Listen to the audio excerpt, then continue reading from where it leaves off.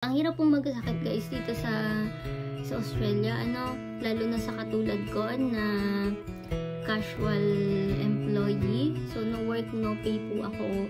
Mahal lang gupit dito ate. Sobrang mahal, ginto. Ginto. Ginto dahil, sa Pinas na lang tayo dahil. Sarap. Hi guys, inom tayo ng salabat. So, pass muna ako sa kape ngayon kasi masama ang pakiramdam ko kaya salabat muna ang iniinom ko. So, kung mapapansin nyo po, yung boses ko ay medyo malat kasi nga pang ilang araw na to na sama-sama talaga ng pakiramdam ko. Hatching ako ng hatching, may ubo, but ngayong araw na to medyo okay na, At kahapon, pinilit ko lang talaga na pumasok. Kasi, 3-hour shift lang naman. So, sayang guys ang kita, diba? Kita pa din yun. And nung Sunday din, Sunday okay pa naman ako eh. At ito pala nung Sunday, nabigyan kami nung pinsan ko ng pagkakataon na magkita. Nandito siya sa Sydney.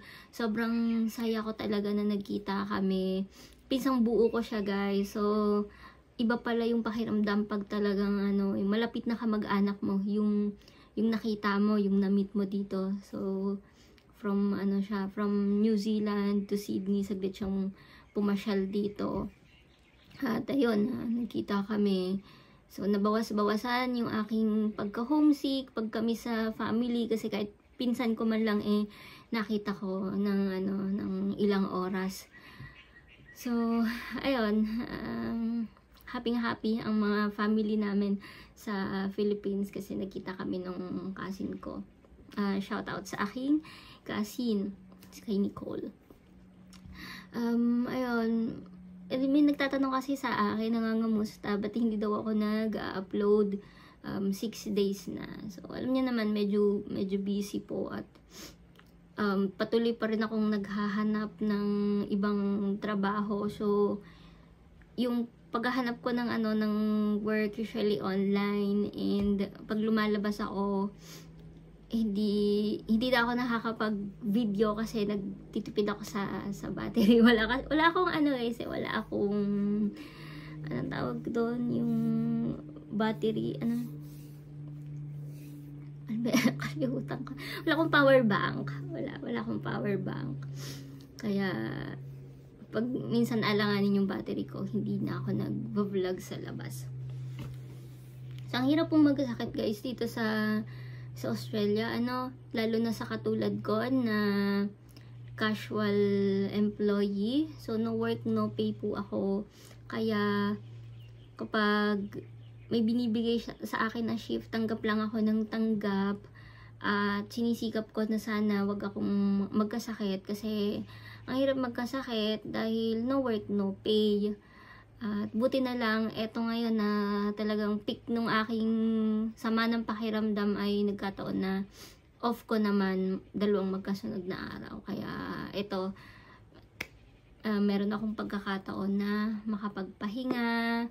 Tapos umuulan pa, 'di ba? Yung panahon, siguro dala din 'to ng panahon na paiba-iba yung weather, iinit, uulan, ganyan. So, ayun, hindi na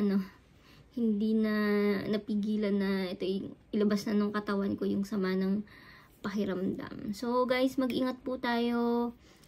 Inom kayo ng vitamins lagi, kain kayo ng masusustansyang pagkain. Kasi dito kasi pagka talagang titigil ka, wala kang kita, lalo na ngayon sa amin na nagtitipid kami dahil eto nga malapit na rin kaming mag-lodge ng aming 485 by June. So ito pala guys, good news, si Ren naka-enroll na siya and meron na siyang bagong trabaho, permanent part-time, which is suitable sa kanyang schedule, and yung 24 hours na limit ay masasagad naman niya. So kaya naman ang importante hindi kami nawawala ng kahit papaano ng income parehong dalawa. Tuloy-tuloy lang kasi ilang months na lang ano na ngayon, February, so March, April, May, and June. So in 4 months ay matatapos na si Ren sa kanyang study. Talagang grabe talaga yung pasasalamat namin kay Lord kasi hindi niya talaga kami pinababayaan. So may mga challenges pero nalalagpasan at nasi-share ko naman sa inyo kung paano mag-provide si Lord sa aming mag-asawa. Ultimo, ulam guys, diba? Pinoprovide niya, kaya nakakatuwa. And nitong nakaraang araw, kailan Saturday, sunod-sunod yan na may dumating dito sa bahay, may dalang ulam, pamangkin ni Ate Edith. Tapos, meron na namang dumating, may dala ding ulam, may dala ulit isda, and then, yung kaibigan natin na si Dayanara, yan, dumaan din silang mag-asawa dito, may dalang pandesal at saka crinkles, kaya nakakatuwa yung blessing, alam mo yun, hindi mo ine-expect na ulam, tinapay, diba? Tapos ilang araw mong pagkain, meron. Ganun si Lord mag-provide sa amin. And, to be honest, yung bago dumating yung swelduhan, kasi diba weekly, yung sa akin weekly, minsan ang laman na lang ng aking bank account is $10, ganyan, $13, siguro tutuwa na ako pag may natira sa akin na $20 bago yung sweldo ko. Kaya, ang saya lang kasi iba si Lord mag-provide sa aming mag-asawa na talaga namin yung pinagpapasalamat talaga naming dalawa yun. So, mapapansin nyo pala guys, ayan bagong gupit ako, last week, pakilala ko kayo kay Ate Bebs, yung nagupit sa akin. She's a fellow from Mount Druid, so bisitahin nyo siya doon sa kanyang pinagtatrabahuhan na salon in Mount Druid sa Westfield. So ito pa pala guys, share ko sa inyo. Sa mga susunod na vlogs natin ay samahan nyo ako na magtatanim na po tayo. Kasama yan sa sa pagtitipid at sayang naman yung bakuran, 'di ba? Kung hindi natin mapapakinabangan yung lupa. Ang ganda-ganda ng lupa dito at nung nakaraan ang dami naming kalabasa, nung nakaraan ang dami naming kale, ayan, tapos may talbos ngayon. So ito, plano kong magtanim ng mga rockets and lettuce. Kasi si Ren gusto daw niya nitong mustasa, yung pak choy. So titingnan natin kung green thumb apple. Nagtatanim naman ako dati sa Pinas, pero kasi maliit lang kasi yung lupa namin doon sa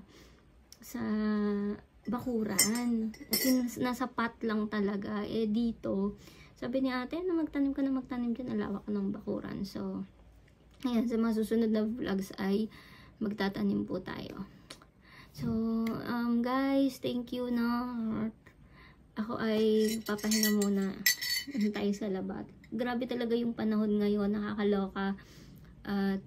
Kaya mag-iingat kayo kasi ang hirap pong magkasakit dito sa Australia. Titigil ang iyong mundo, titigil ang iyong kita kapag ikaw ay may sakit. Pero na lang kung ang status mo sa pinagtatrabahuhan mo ay permanent part-time ka or permanent employee ka na pwede kang meron kang paid leave. Pero sa katulad ko kasi ay wala, casual ako at naghahanap pa nga ako ng ibang pagkakakita para pandagdag kita. So ilang ingat po kayo, iwasan yung magkasakit. Maraming salamat. God bless everyone. See you on my next vlog. Bye.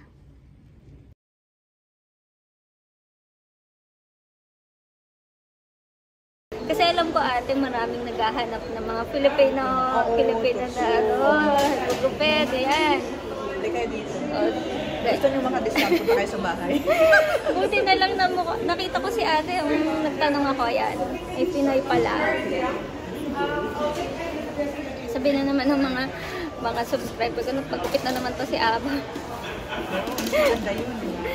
Mahal lang gupit dito, ate. Sobrang mahal. Ginto. Ginto. Ginto, dahil. Sa Pinas na lang tayo, dahil. Pero guys, mura-mura dito yung package nila. Kasi dun sa, di ba sa last na pagupit ko sa Eastern Creek, mahal. Tapos sa Liverpool, medyo mahal din. Guys, ito pala sa Mount Druitt, mas mura. So, ayan si Ate Bebs. Punta kayo dito. Hindi kayo dito, hanapin niyo ako. Baka na lang siya, no? Tapat ng Specsavers. Guys, tapat ng Specsavers. Sabihin nilang Pilipino, alam nila.